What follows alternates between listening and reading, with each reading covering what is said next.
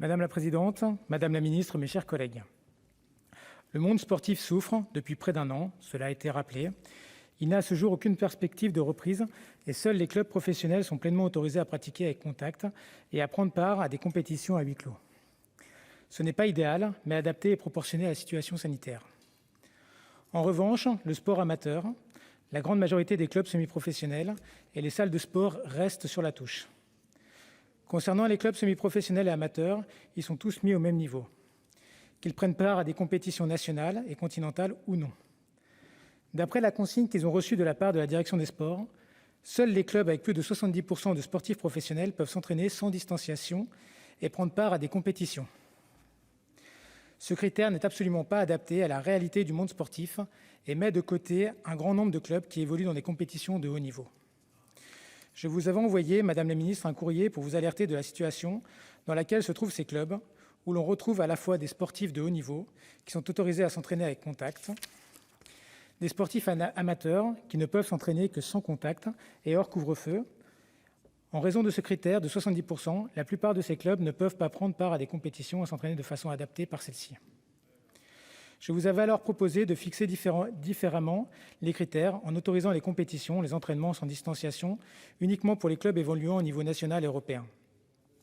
Ceux qui ne prennent part qu'à des compétitions départementales ou régionales n'y seraient alors pas autorisés.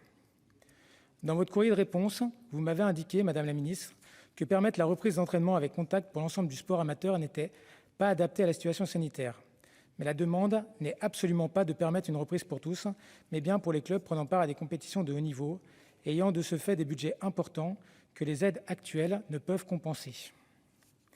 Cette règle des 70% a des conséquences désastreuses pour les clubs. La majorité des fédérations ont dû annuler les championnats de France et plusieurs vont devoir retirer les engagements qu'ils avaient pris dans le cadre des championnats européens.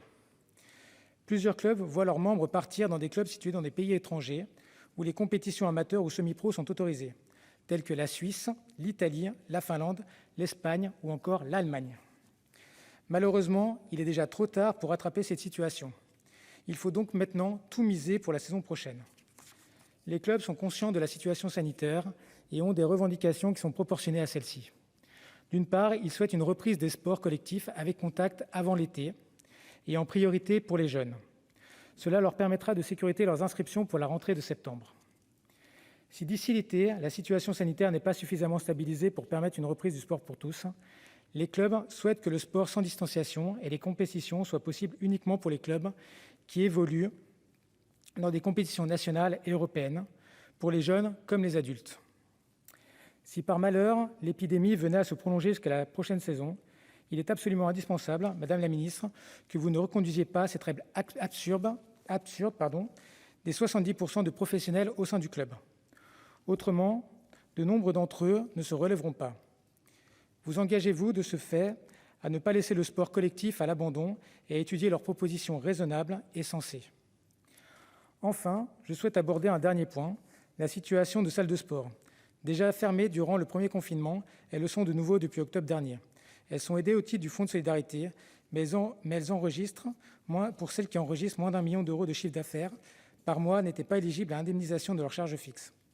Cela changera au début du mois d'avril, mais seuls les mois de janvier, février et mars seront indemnisés de façon rétroactive, alors que les charges sont supportées depuis de nombreux mois.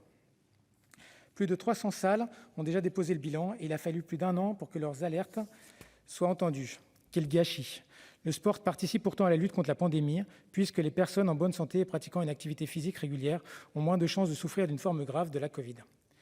La plupart des études prouvent en outre que si le sport sans masque en milieu fermé favorise la propagation du virus, une pratique sportive en intérieur avec masque, distanciation et aération présente très peu de risques.